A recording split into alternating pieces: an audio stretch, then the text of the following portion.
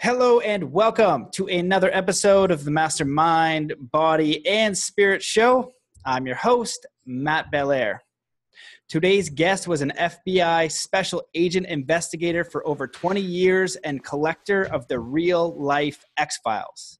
Today, he is revealing these stories as a leading researcher and writer on the paranormal. He was an attorney and investigator who maintained a top-secret security clearance for many years. This background infused him with an ability to decipher mysteries that are beyond conventional abilities. Commonly referred to as the X-Man, he is now releasing these true stories and changing the face of the paranormal and our understanding of reality. Welcome back to the show, my friend, John Desouza. All right. Thanks, Matt. It's great to be on here with you. Once again, it's a lot of fun, and I'm so happy to be here with you and talk about these topics that matter so very, very much. Yeah, it's so great to see you. I know we've been kind of like watching each other from afar and I've been seeing all the good work that you're doing. And in this field that we're in around, let's say, disclosure, consciousness, misinformation, there's so much going on out there, and I'll go in and I'll do my research and I'll try to figure it out, but it's so much. So it's great to have you on the show for somebody who's doing this, and you did it as a living in the highest possible form. So you're able to kind of decipher these things. And I know that you've been working on a lot. So I just want to thank you for your work. And I guess you can give a little bit about your background if you want, and then just dive in wherever you want to go, because I know there's a lot that we can talk about. Yeah, as people may know, I was an investigator in the FBI for over 25 years, actually. And I was a special agent in the FBI for 25 years. And the thing that's interesting about consciousness and paranormal studies and things of that sort is that it's a continuation of these systems that I've seen in when I was in law enforcement, which is these systems that are designed to often keep you from the truth, the real truth of what's really going on. And that's one of the differences between researchers and an investigator. Investigators are accustomed to being involved in systems where everything is trying to herd you in the wrong direction towards the wrong information, and trying to keep you from getting to the truth of things. And that's something that investigators are accustomed to and that we're used to contending with. And that's why I really see that an investigative attitude is really needed in consciousness studies and paranormal, because what happens is that the elite powers in control, who are these central banking dynasties, there's lots of other names for them that I don't like to say because it can get you demonetized on YouTube or things like that. But they have a tremendous interest in controlling the paranormal, ufology, even consciousness studies. They have a great interest in that. And the reason is because from their level, they know all this stuff is real. They know it's real, and they also know that all of these topics could affect a very dangerous awakening in their property, in the mainstream population, that religion will never do, that politics will never, economics will never, ever do. And so for that reason, these areas are incredibly important to them. And that's why they're always pumping resources into these areas to try to keep control of these areas and keep people from getting to the truth in these areas. That's so important to them. Right. Yeah. And I totally agree with that. When I started looking into all this back in the day, it was realizing first and foremost that the mainstream and much of the media and what I learned was not telling me the truth. And that was shocking. I was like, whoa, wait, why would somebody lie to me? And then when we're looking at these things like disclosure, and you go to Contact in the Desert, and you go to all these different things, and you're lost in this rabbit hole and you're trying to figure out what the heck is going on. And you've experienced a lot of this stuff firsthand. You wrote a book, The Para Investigator, sharing some of the stories, the extra dimensionals, clear hearers, and you have one that I'm curious about, Christ-based transcendence. I'm curious about that. So I know you have a PowerPoint as well. So where do you want to dive into this discussion? Oh, well, for my books, I always ask people to just go to Amazon and just put in John Desouza, and they can read the first 50 pages of especially the extra dimensionals, and that's something that is important as far as about alien visitors, who they are, who they really are, and what they really want from us, and what is their intent, what is their agenda. And that's the stuff that I cover in my book, The Extra Dimensionals. But aside from that, I'd like to go into the PowerPoint that I sent to you to show people what I've been working on, which is basically the greatest fraud I have seen in this century, perpetrated by large segments of society against us, against all of us, to gaslight us into believing that our reality isn't what's real, and that their version of reality is what's real. And strangely enough, this presentation is called Real Disclosure Continued, but it really is not necessarily about alien visitors. It is about these mummies that have been recovered all over the earth, that are, and the mainstream media likes to call them alien mummies. They like to put that label on it so that it's easier to debunk later on. But that's one of their methods that they use. But no one's saying these things are aliens. What we're saying is that they're non-human species. They're non-human species that don't fit in to the current paradigm. So for that reason is why we see the greatest fraud committed that I have seen this century. And that's what it is. It's a fraud by scientific mainstream. And that's what it's about. If you go to the next slide. Yeah. And do you want to just explain real quickly what gaslighting is? Because I don't know if everybody's going to know what that is. Gaslighting is it's an insidious method that is used. Can you forward that to like halfway to like a quarter? The video? Point? Oh yeah. What is this? Oh, I'm trying to. I can go back to this one. Yeah. Oh no, that's not okay. Don't skip past this video because that wasn't supposed to. Yeah. Go back one. Yeah. Okay. Now this is about the first mummy that I'm talking about, which is a humanoid mummy. That's the best way to describe it. This is the Atacama humanoid mummy, which is 6 inches large, 6 inches tall. It's very tiny. And it was brought forward in 2012 by Dr. Stephen Greer, who's a medical doctor. And he brought this forward from northern Chile, where it was found in the Atacama Desert in northern Chile. And this thing it has features that shows that it is not human. It has a different number of plates in the skull. It has a different number of ribs from what a human would have. And also we can see that if you go forward now one, you'll see that it's not a fetus. It has thick bones. You can go forward again. It's continued X-rays.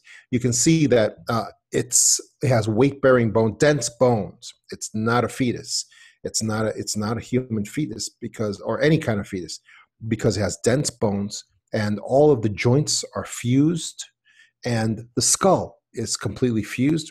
And the estimates that were done by every scientist that examined this thing was that it was 6 to 8 years old at the time of death. 6 to 8 years at least old. That's how old it was at the time of death. And it carbon dated back like 60 years, something like that. 60 years ago when this thing died. And you can keep going forward on that. Yeah, more of the same thing, showing weight-bearing bones. And then here's the skull that's completely fused because it's not a fetus. It's obviously not a fetus. It's 6 to 8 years old, despite its tiny, small size. And if you go forward again, it'll show. This is a quote from Stanford Science Department because Dr. Greer made a huge mistake and he handed this thing over to his friend, a friend of his, Stanford Science Department, PhD in charge, Gary P. Nolan. And Gary P. Nolan, this is his first quote: "There is absolutely no doubt the specimen is an actual organism, that it's not a hoax of any kind." In other words, you can see it's a real thing. It's a real organism. It's not put together like there have been some fakes in the past that were put together by what do you call those guys who work taxidermists? By taxidermists who took parts of insects and parts of animals and put them together. And that's happened before. We had that happened with the alien fairy that came out in Mexico a while back. But this thing, you can tell from the x-rays and you can tell from everything else, it was a true non-human species. Also, if you go forward one, oh, that's nasty. It has the eye sockets that we call the gray eye sockets, that are the big giant eyes that wrap around all the way. Those are not human. Those are not human eye sockets. And yeah, that looks nasty. And this thing, it's not human. Also, in the preliminary genetic testing, which everybody could do, everybody can do with the basic equipment that's for genetic testing. All the genetic testing preliminary showed that this thing didn't have any mutations. In other words, if you're a human and you have markers for mutation, if dwarfism or being really small, abnormally small, there's places on the chromosomes they can check real quick that will tell you this thing is a dwarf. This thing has certain markers for mutation. This thing had none of those markers. The preliminary testing showed that. If you go forward one on this, that's just another of the same thing. And go forward again. Oh, yeah. And this is the actual PhD. Are you able to activate that video and play it?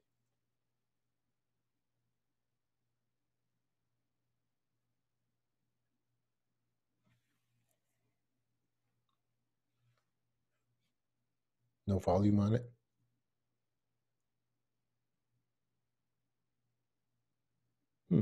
Well, it doesn't matter because I can tell you what he's saying.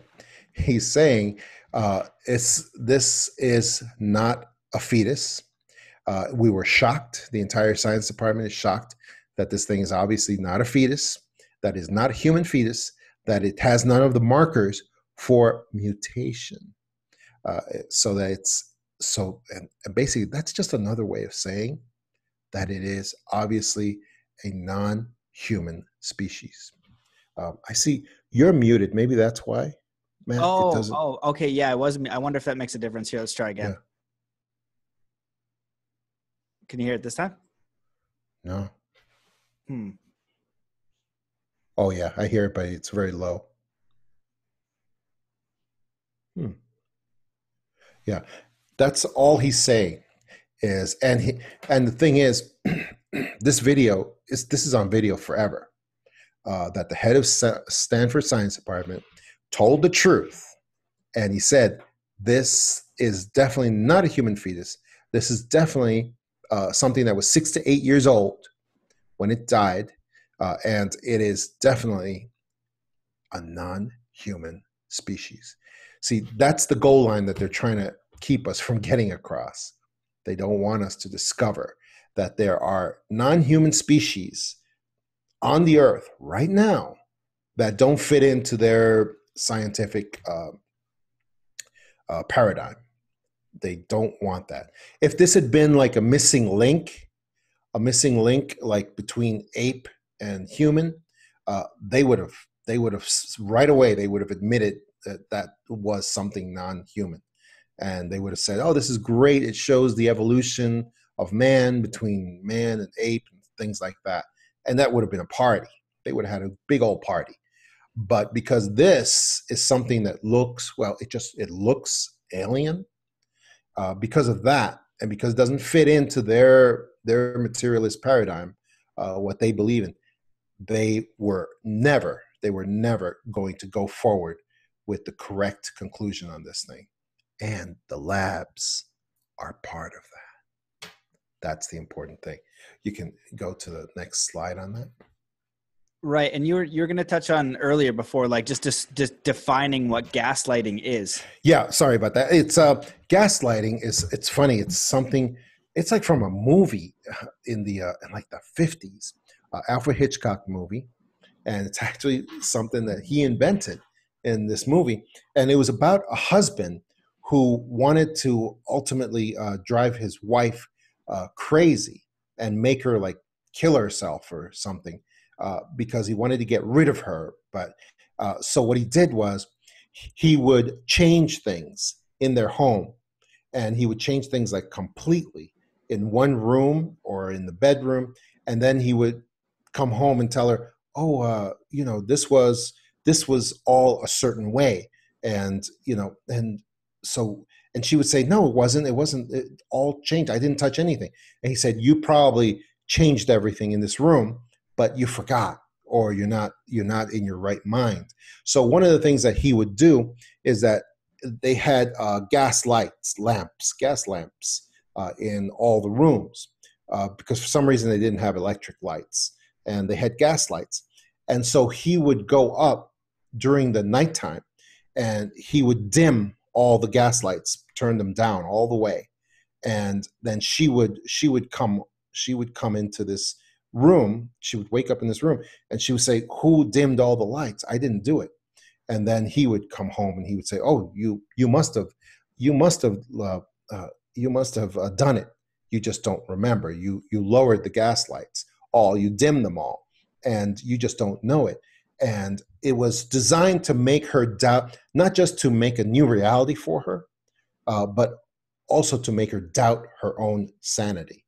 That's why that term is very popular today when people in the alternative are describing mainstream news and mainstream information, because it's designed to make you doubt that what you see with your own eyes is real, make you doubt your own reality. And not just that, it's kind of to drive you insane as well. It's gaslighting you. It's telling you that what you know to be true, it's not true. What we tell you is actually true. And mainstream news, all corporate news, is basically doing that to us today. It's happening everywhere. And that's why we need to withdraw from that gaslighting system and stop. Because here's what, after Gary Nolan put this in the Stanford Science Department, a lot of your viewers may remember, just because this just happened in March, after years of the deep testing on this sample that I've been showing here, this little Atacama desert mummy, desert humanoid mummy, after the years of testing, finally they finished in March of this year. Yeah, it was this March of this year, March 23rd, I believe. And he issued this couple of page conclusion that was pasted on, and it basically just said, like you're seeing here, remember this alien looking thing? It's just a human fetus after all. That's after everything he said before, after all the promises he made, especially to Dr. Greer, after everything that he said, that he didn't care what other scientists thought, he was going to come forward with the real truth on this thing. After everything that he said, this was what he put forward on March 23rd of this year. It's just a human fetus after all. And then all that was picked up by Guardian, New York Times, CNN, Huffington Post, all the normal suspects picked this up, and New York Times ran the story. Mummy is in the Atacama is an alien? No, but the real story is it's basically just a human fetus. Chicago Tribune ran the headline, Chili Skeleton is a human, not alien. And Gizmodo and all the science journals, all the science magazines ran similar headlines. All of them carefully avoiding talking about the testing. Nobody talked about the genetic testing. They only talked about that little conclusion that Gary Nolan put out after the fact.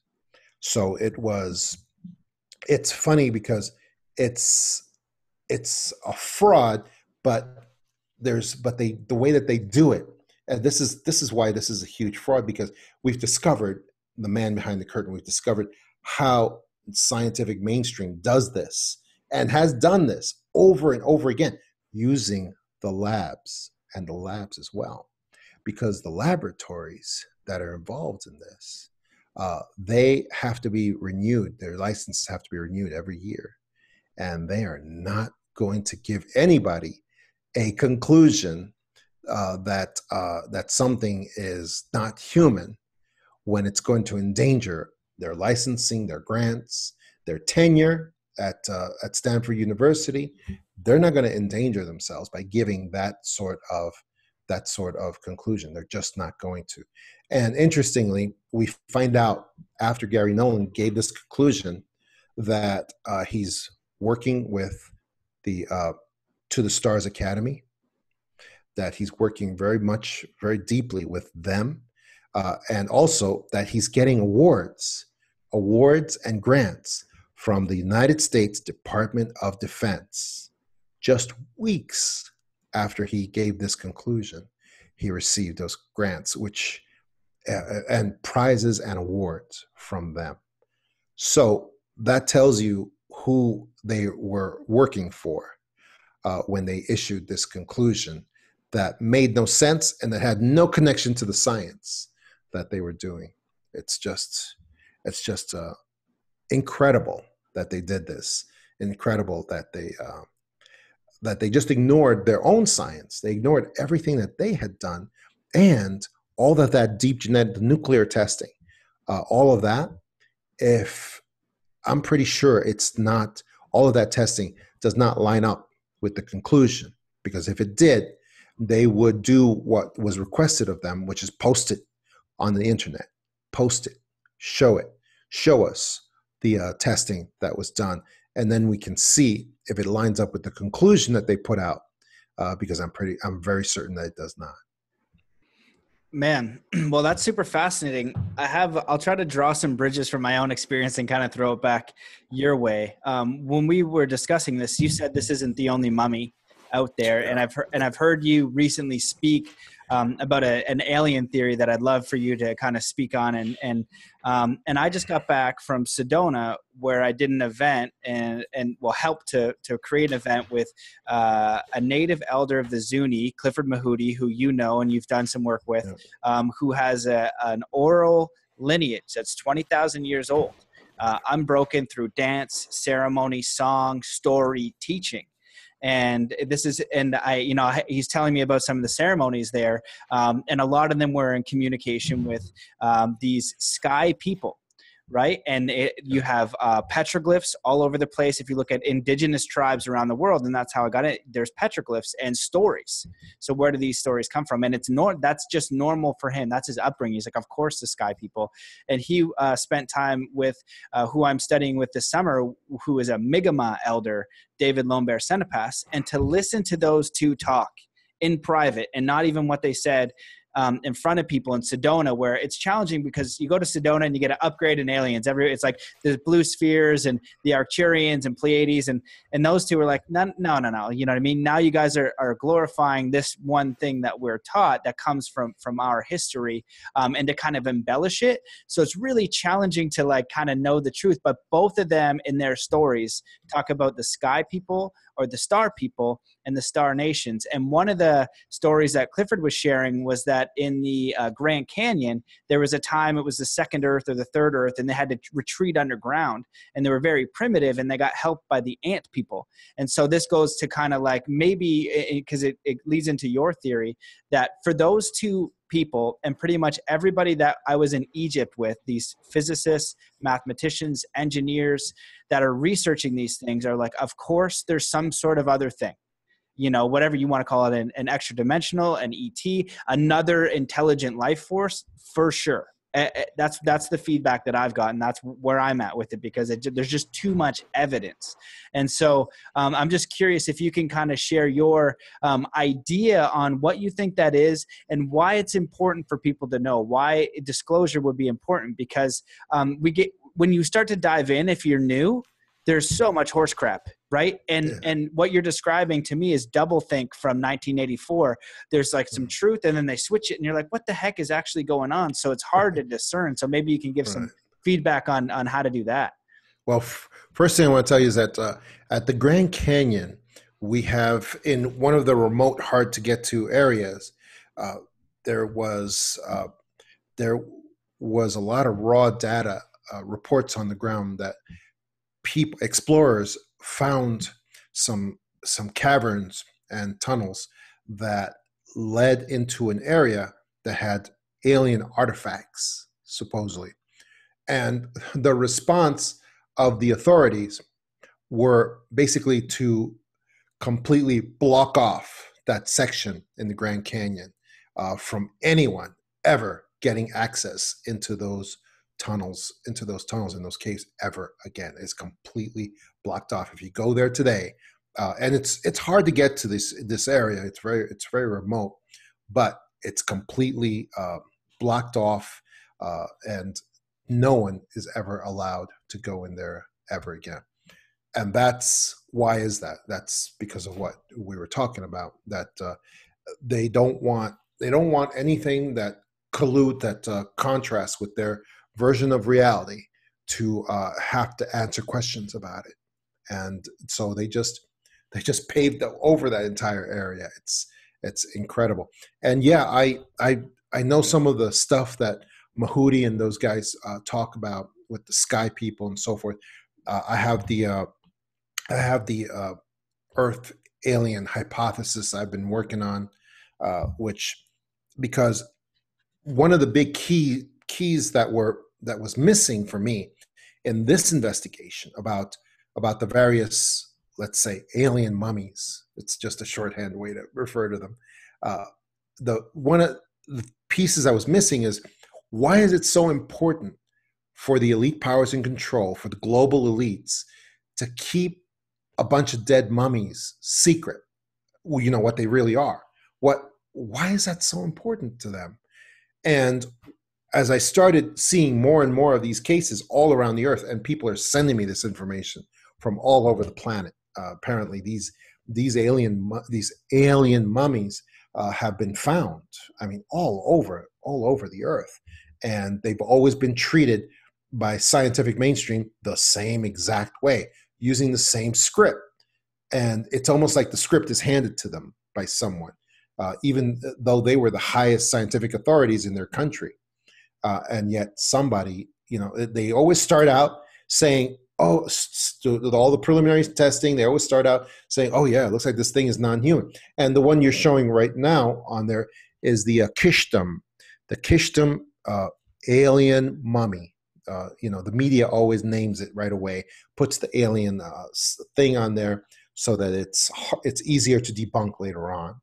Because, of course, they'll always be able to debunk it because nobody can prove if something is alien or not. We don't have the DNA samples to match up and say, okay, yeah, that one's alien, because here's the DNA and it matches up. No, we don't have that. There is no way. So it's always easier for them to debunk it later on. But this is from Kyshtym. This one is from Kyshtym, Russia, which is a very remote area. These things always are from remote areas, places that are desert or rocky, very rocky terrain where nobody lives, or very few people live. And this one is 12 inches tall. It's 12 inches tall, and it looks very much like the Atacama, except it has that crown, crown head, skull that looks weird ridges on it. And it's also larger. It's 12 inches tall as well. And this thing was discovered in 1993 or 1996 by a group of police officers. and they brought it forward, and they gave it to a local doctor there in Kyshtym, Russia. A local doctor actually took it and performed an actual autopsy on it after it died. And he performed an autopsy on it, and he actually issued a very smart statement. He said, "I performed an autopsy on this thing. It is not an alien. I have found that there is no connection to it being an alien, because there's no way to determine that. However, it is definitely a non-human species. All of its organs were completely different from human. Its features were all non-human, and it had no markers for mutation. In other words, it wasn't just and he said it was definitely not a fetus. It's not a fetus. It was a living, breathing creature that had been walking around, and it was actually alive just a short time, not even years. It was actually alive a short time before it died. In other words, there was this wasn't carbon dated back to 60 years ago, like the Kyshtym was. This thing was alive just like months or years before the doctor did the autopsy on it. And this thing received the same treatment that the Kyshtym alien mummy received, which is that the Russian Federation laboratories took it and they did the testing on it, and they said in the preliminaries, they said, "Oh, it looks like it's non-human for sure. It's definitely non-human, but we're going to do the deep testing on it." So then, several years of deep testing, then they issued a surprise statement at the end of that said, "Guess what? The exact same thing that the Kyshtym testing said it's a human. It's just a human embryo after all. After everything we said, after all the testing showed, it's just a human embryo after all, a female human embryo, exactly like the Kyshtym Stanford University department said about the Kyshtym." And again, they're gaslighting us. And like I was saying before, the piece that was missing for me was, why is this so important for the elite powers in control, for the deep state, for the cabal, let's say, to enforce this system with these supposed alien mummies, using mainstream science to gaslight all of us? Why is it so important? Well, as I started reviewing all the police reports and local media reports from places like Kyshtym, places like the Atacama Desert, places like South America where the duendes exist, places like Uke, where the little folk are a common occurrence. What came back to me is that they don't care about a bunch of dead bodies, alien mummies. What they care about is that it appears these things are alive right now in these areas, and that they live beneath the ground, and that according to local reporting, they may live under the ground, but they do come out. They do come out certain times, like when the moon is full. When the moon is full, they come out and they scurry around, and apparently they appear to have some kind of abilities, because they're so small that predators would wipe them out if they didn't have some kind of abilities, let's just say, to affect their surroundings. And that's consistent with the very large craniums that they have that would give them some kind of supernatural abilities to control their surroundings in some limited fashion. So that was the piece. That was the piece that was missing for me, and now I have it, as to why it is so important for them to use corrupted science and fake science on everywhere that these things are found. And the reason is not because of a bunch of dead bodies. It's because they care about the live ones that are very possibly present right now all around the earth. Oh my God, that's the holy smokes. Well, for me and what I've just experienced this weekend and my research, I'm okay with that idea. I've been okay with that idea for a while. And one of the things Clifford talked about, and David, they'll refer to them as the crystal people in the ground. I don't know if it would be these guys particularly, Yeah. but both in their legends and the thing that they say legends, but I think that like for them, it's real stories, and it's like just general knowledge in the same way if you were born on the ocean in a primitive time and you'd be like, there's this whale creature and you describe the whale creature, and then when you get a little bit more technology, you dive down, then all of a sudden you see jellyfish and you see all these different species, but on a different part of the world, you go to a different spot and maybe you go to the jungle, right? And that same tribe all of a sudden sees a leopard and is like, oh my gosh, what the heck is that? And then that's not even counting all the life underneath, the hedgehogs, all of these things that live underneath. And the ocean's deep. I think, what did they say? They only know like 2% of the ocean's deep. We have no idea what's going on. And then the other thing on the mystery is the light spectrum on what we're picking up is only a small fragment of the light spectrum. So why do we think that we're the only ones here? And we're so advanced. That's what everyone thinks is like, oh, we're so advanced. It's like, well, why are we murdering each other like crazy? Our systems, obviously, when I started looking, it seemed like there was some sort of suppression. If you just follow the money, if you look at what's going on, there's something suppressing just general humanity, or we would not have famine and war in the way that we do.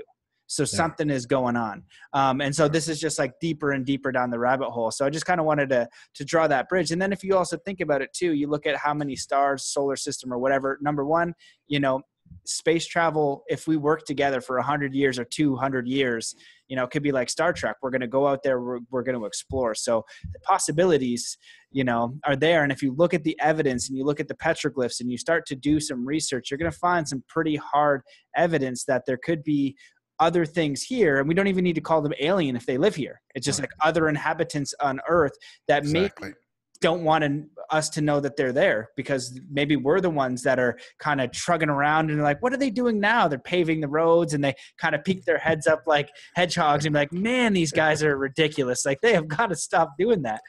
So who knows? Yeah, absolutely. And Native Americans have a lot of information on this, like the crystal people that live beneath the earth, beneath the surface of the earth.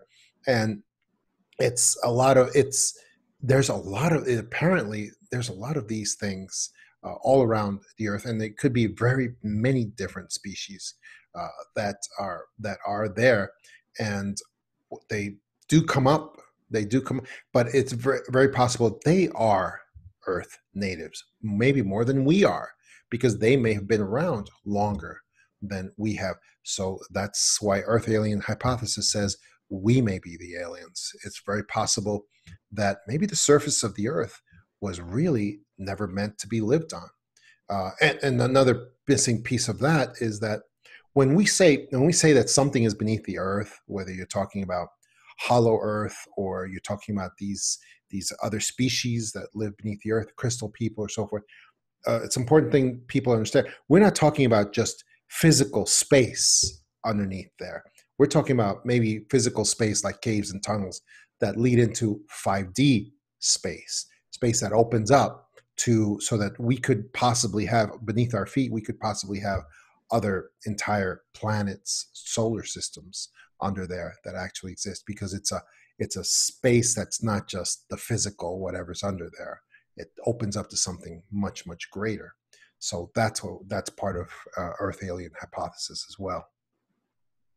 Yeah, I've heard. Does it have? And I'm definitely open to that possibility. Have you heard about there's a Gartha and the Hollow Earth and all that kind of stuff? Yes. Is that part of where your research has led you into that like avenue of? Yeah, absolutely, and that ties into what's going on at Antarctica right now, because physical space is always a part of this. We're always talking about these huge caves and these giant tunnels that are underneath there, whether you're talking about Antarctica, where we see the giant stairs that have been exposed that lead down into something that's underneath there, next to where the giant pyramids have been exposed at Antarctica as well. But always, with all of these things, we're also talking about 5D space and possibly even jump platforms, teleportation platforms that lead to other places in our solar system as well.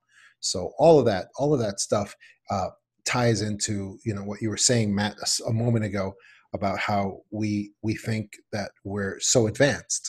We think that we're the most advanced possible thing that there could be. And we see little creatures like this, the one that's on the screen, and we think, oh, that's probably just got to be some primitive thingy that, you know, is like an animal. It doesn't have anything going, but, you know, these things probably have some sort of advanced civilization going on in a place that's right beneath our feet, but that could be much more advanced than anything we have.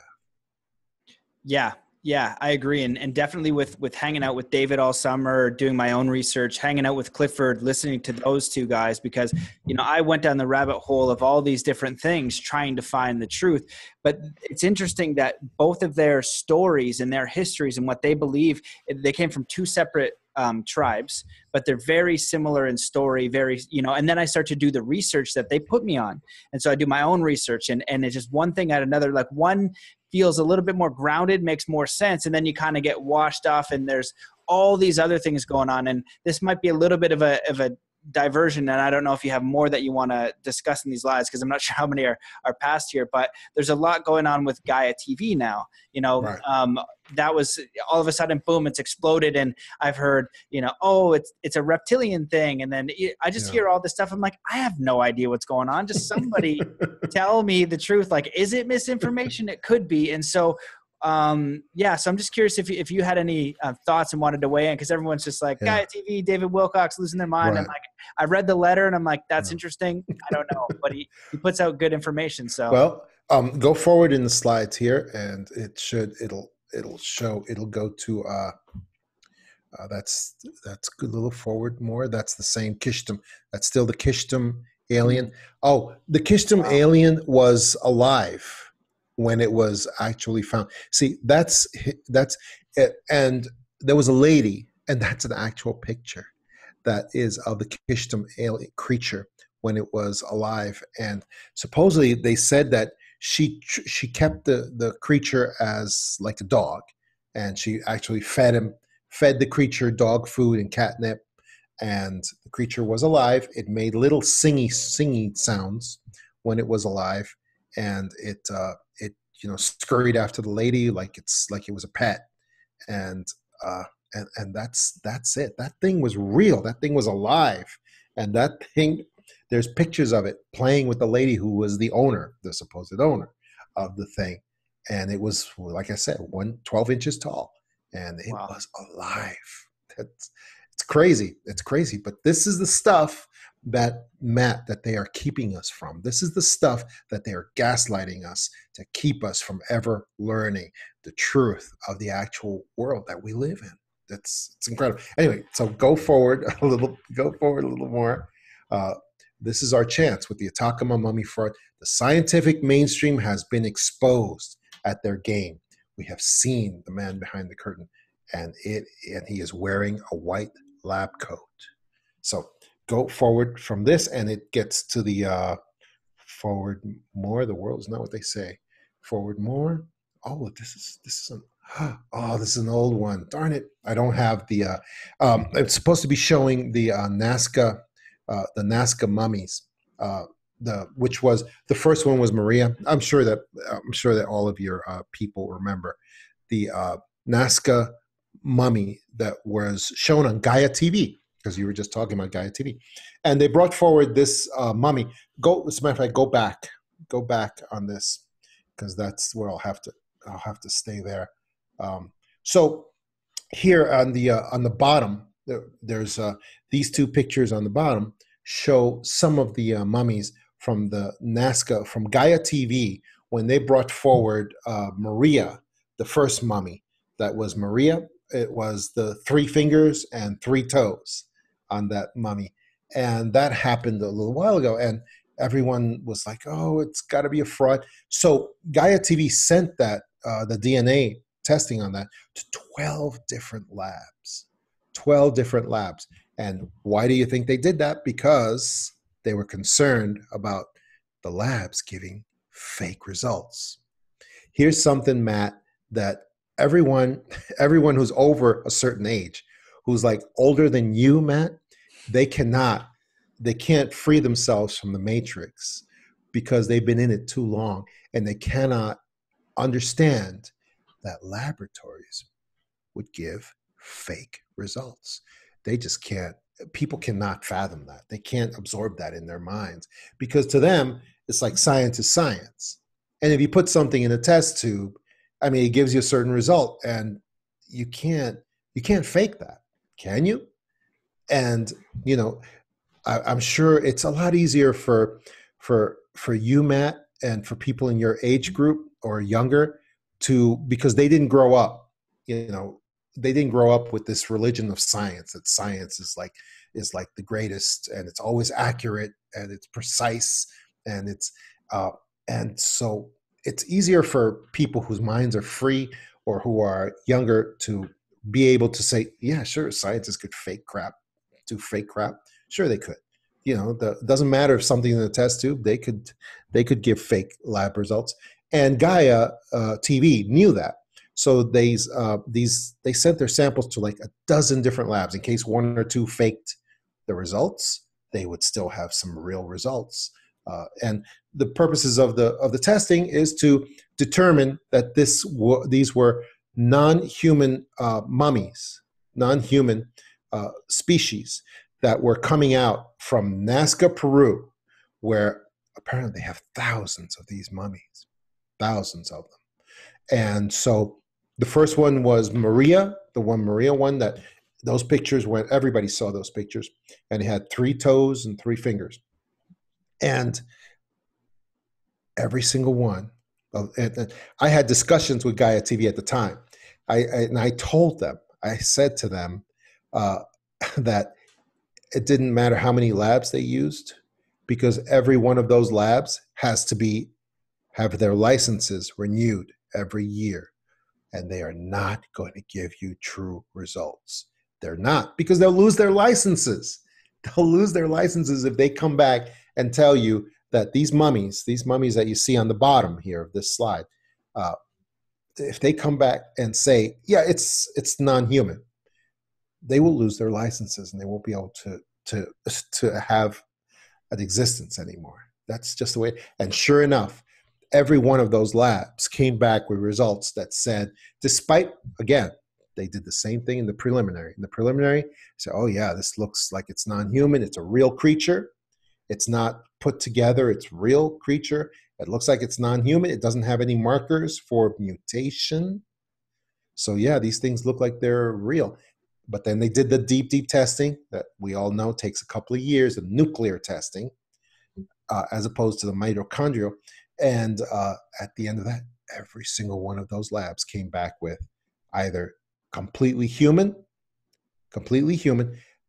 or the DNA results, the DNA is too degraded to give any sort of result. One of those two conclusions was what was given from every single one of those labs, all dozen labs that worked on this for Gaia TV. It's astounding. No explanation of, then how do they have 3 fingers and 3 toes? How do they have the skulls that are shaped in non-human shape, and the bodies that they just don't appear human? How is that? No explanation on that whatsoever. So it's a rerun of the same script that we have seen over and over again in other cases that had the similar thing. And I told Gaia TV that this would happen, and they didn't believe me until it came back. And now they're still in the process of putting forward more of these mummies that are more reptilian, and several of the mummies have eggs in their sac. And so talk about non-human, and they have eggs, and they're showing eggs, and they have, like I said, there's hundreds and hundreds of these mummies that Gaia TV got a hold of. But now I think they're realizing now that they're going to get the same result. It doesn't matter what they put forward, or how non-human it is, they're going to keep getting back the same results. And of course, mainstream news is all fake. It is all fake, and they always jump on the bandwagon with, yeah, this is fake for this reason, this is fake for that reason. So so once you have mainstream science and mainstream news working together in fakery, then that's pretty much enough to make sure we never ever cross that goal line of finding out what's really going on in our world. Right. Well, you touched on a lot of things there that I kind of want to just double down for people. I think the biggest thing is realizing that you are being lied to, and that's a big blow when you're looking to the news or you're looking for the world for truth, and you can't understand why this so-called credible thing would lie to you. And in my research, what I started with was, how do we have war on this planet? And then that quickly, and I was always interested in consciousness. And so that became elevating my own consciousness. But then a lot of the books were on how to persuade someone else. And so I was like, well, how did they do World War I and II? And I looked at ritual and how they hypnotize people and all these different things that are really intense. And just if this is a lot for you and you don't believe that, look up scripted news. It's literally a script, and you can see them all saying the same thing. It's the same process. And so then we got to figure out how we get around that. And then also the education system, looking at it, it's designed for you to basically obey authority. They're really focusing on the left brain logic conditioning. Don't talk out of line, fall in line. This is where you get the answer. None of this self-exploration, because you make a better worker, you make a better slave, essentially, which is kind of a bummer. And then they did, so many tests and studies on how to persuade masses. And I remember one of them was basically they sent these journalists, I think this was the Cold War, to Russia. And then they came back. They didn't do any research. They just wrote an article about how Russia was this and that. And then they tested the poll of the public, and it swayed public way better than they even anticipated, that they just believed it because it was in the news. And so they have all of these different tactics to basically keep us confused. So I just wanted to add on that and just say, because it is a little bit rough. So, maybe you can give a 2 cents on how do we learn to disseminate information and find the truth and figure out what is going on. Do you have any insights into that and how you conduct your research, especially in the ufology? Because it's like, oh my God, if you're going to go down that rabbit hole, like, do you want to weigh in on like the Corey Good secret space program, Antarctica, what David Wilcox is saying? And then it's like Luciferian. I'm like, I don't know. That's what I said. I was like, I'll look at the information. I have no idea if they're telling me the truth or if that's real.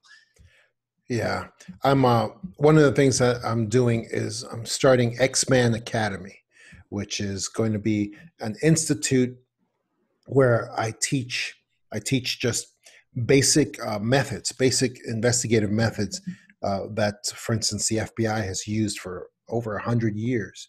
FBI is over 100 years old, and it's just stuff that anybody can learn and apply to do basic examination to protect themselves from fake information, fake whistleblowers, and fake stuff.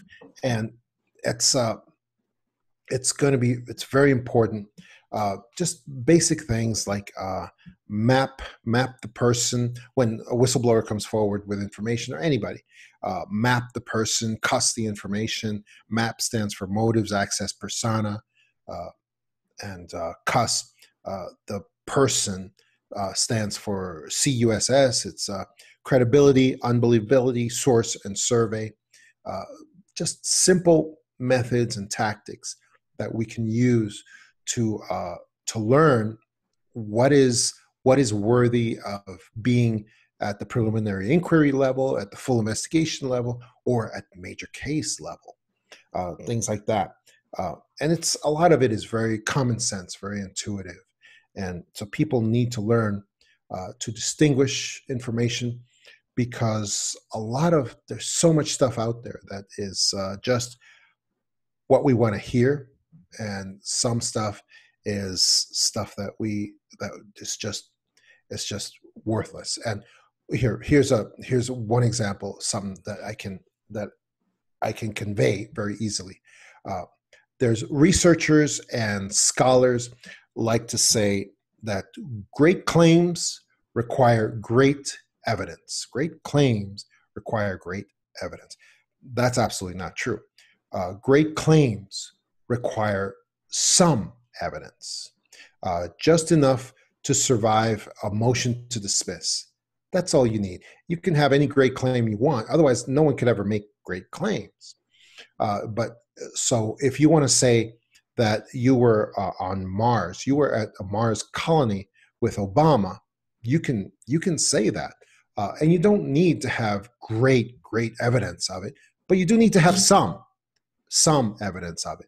Anything. I mean, just enough so that when the cynics come in and say, that's nonsense, what you're saying, motion to dismiss, you have something you can show, something that is relevant, pertinent, and that has some weight to it that you can, and it can be something as simple as testimony from authentic people, credible people that we can rely on, that we can hang our hat on.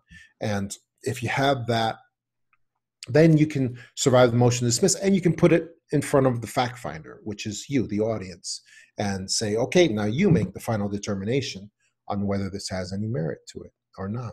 And that's an important distinction, because that's a simple little small tactic that people can learn that matters very much, because you're always going to have debunkers that are looking to tear down anything at all, because they're just against they're guardians of the current paradigm. That's what they are.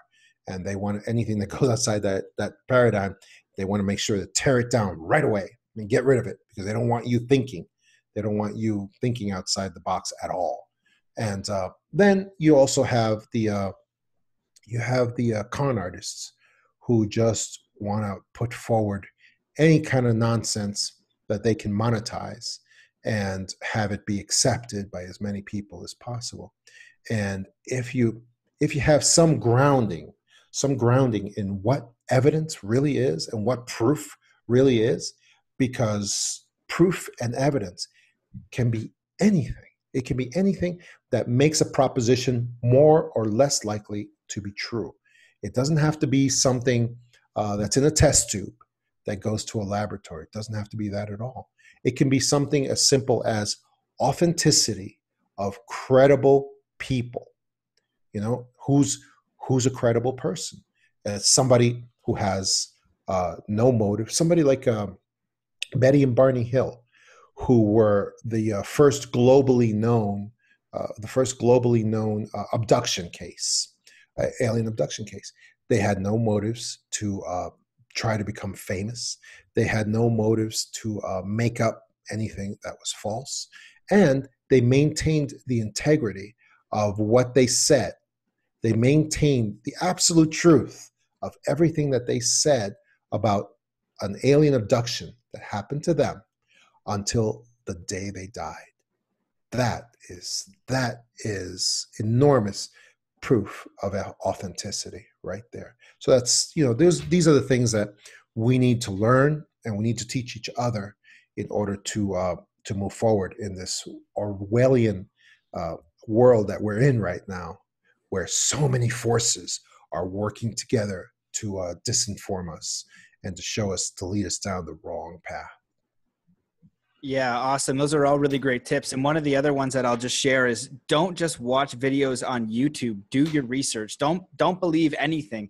You gotta just get off YouTube. It's the lazy way. Look at a few sources. See if you can correlate some things. Look at the integrity of the person. Yeah, and see if there's motive there. See what other work that they've had. See if you can find some corroboration, and just do a little bit of research into whatever you're investigating. So there's a couple different ways that I kind of wanted to go here. I don't know if you have more slides, and if you do, great, let's go through those. If not, I want to ask you a question.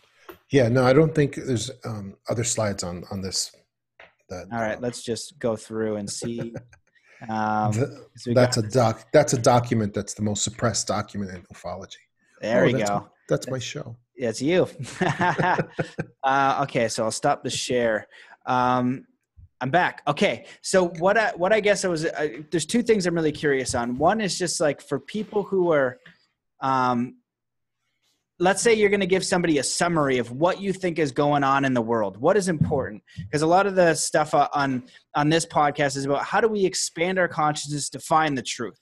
How do I just want to know what's going on here, what's going on in the world. What are the things that I need to be aware of that are limiting my experience, and how can I use this information? So if you could summarize what's going on in the world right now, if someone's looking into UFOs, aliens, all this stuff, where are you at with understanding that and what is real, and just advice for moving forward?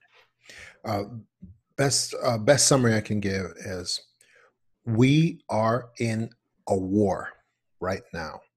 We have, for whatever trick of fate, whatever plan that God had for us, whatever it is, at this moment in history, we are all caught in the middle of a war.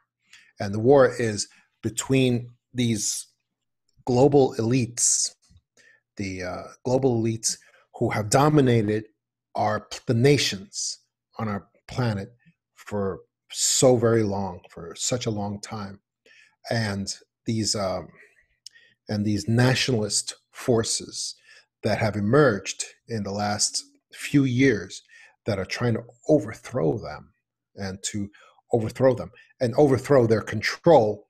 And they're these populist forces, and and these forces are enormous.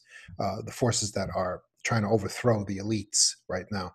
And some people describe the struggle as between white hats and black hats. Some others describe it as the cabal, the effort to overthrow the cabal that dominates the central banks and the nations through the central banks as well. And what's happening right now is that these global elites don't just dominate the nations politically, they also dominate these areas in morphology, consciousness studies. They dominate all of these areas as well. They keep control of these areas. And the reason is, again, because they know these things are true. These things are real. They happen to know because they have intergenerational memory that goes back to the dawn of creation.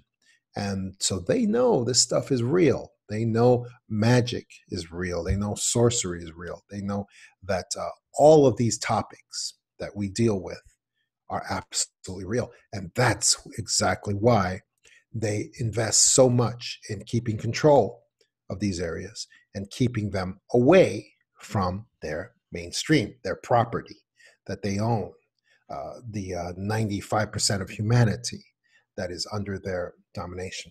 So that struggle to get out from under their control, we see it everywhere. We see it in these areas as well. So if you're aware of that, then you're going to recognize that conflict when you see it happening and when it involves us, when we get tangled up in it.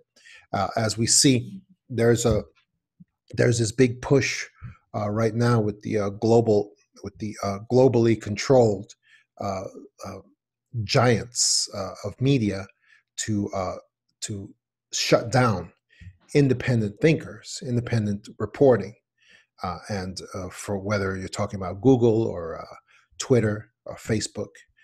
And so that is just one small effect, and it's happening to people that we know they're being taken down. They're being and that is just a consequence of this war that we are caught up in right now. So for that reason, we need more than ever to support each other and to support people like you, Matt, who are bringing forward independent reporting, independent information, and who are trying to spread this kind of information for all of us. And we need to support each other, to unify behind that, because otherwise they're going to be taking us all away one by one. And if we don't support each other, then it's a bad road that we're going to be going down, because we need to pull back from this Orwellian system where free speech is being destroyed by these global elites, and we need to help each other to come out of this nosedive that's happening. And that is the best way I can summarize what's going on right now. I appreciate that. And I agree with what you're saying. I think that I find it fascinating how few question the system and what's happening in the world. And what I thought was odd when I was growing up is that nobody saw what I was seeing, and it seemed so obvious to me. And just the main thing of this suppression of people and knowledge and war and all this divide. It's always like, I use the hashtag Team Earth. Like, why can't we get along? Why can't we separate, the religion and the color and the city and the upbringing and beliefs and have those things and keep them, but just not murder each other over any of that? And how do we, find this truth? And we're in this system that's really hard because, we're slaves to money. We need to get that money so we can have food and shelter and survive. So we're willing to give our entire existence to going to a job or a space that you don't want. And slavery is going somewhere that you don't want all the time. So if you don't want to go to your job, unfortunately, you're a bit of a slave. Now, it doesn't have to be that dramatic, but that's the definition for me, is that if you don't want to go there, like, so what's that system? Then we look at the money system. Then you can look at the psychology system. So basically what I believe is that we have a lot of room to upgrade the planet. We have a lot of room to upgrade the systems. We have a lot of room to be kinder in our communities, to look for solutions and build together. And it does only take a small amount of people. I can't remember that quote. You might remember it, but it's like never underestimate a small group of people that could change the world, because it's in fact the only thing that ever has. Can. Yeah, exactly. Yeah. And so we can do that. So I know that we're closing a little bit over an hour. I could talk to you all day and want to. But I'm just wondering if you can give a little bit of feedback on like what you suggest for people, like, looking into their own lives. And you're going to give like if you could implant some belief systems into our culture, and if you could see the world moving in a positive direction, what does that look like? What major things need to shift and change within ourselves and within our communities? For me, to answer the question as I'm going here, media would be a big thing for me, is just really analyzing the media you're looking at. And if we had benevolent people in the media doing independent media, sharing the truth and empowering each other, that would be a really big one. And also education, if we can look at those two things as a whole. But I'm just curious, and then it could be like a personal belief system, but what do you think is possible, and what major things need to change for us to go to a world that would be collaborative, cooperative, 5D, food for, just stop war, stop starvation, those two biggies? Yeah, we need to definitely eliminate these political parties. We need to eliminate this partisanship, and we need to see that everything that we want to argue for, that we want for humanity, is not a question of politics. We've been fooled into thinking that a lot of these issues are political, and they're not. It has nothing to do with Republicans or Democrats, Labor or Tories, or any of the other, or Likud or Knesset or Labor Party. It has nothing to do with these things. We need human rights are what human rights are, and we need to argue for the things that we need on that basis. And we need to get out. We need to get out from the teams. Your team versus my team, and because that is one of the instruments that the globalists use. Because both the political parties were set up by the globalists for their purposes, and so they continue to use them, whichever one it is, for their purposes. And they put on a theater. There's a big, nice theater, Republicans versus Democrats, and your team versus my team, and everybody gets involved in cheering their side, and it's a big party. It's like a big party, but and it becomes very sad and tragic also many times.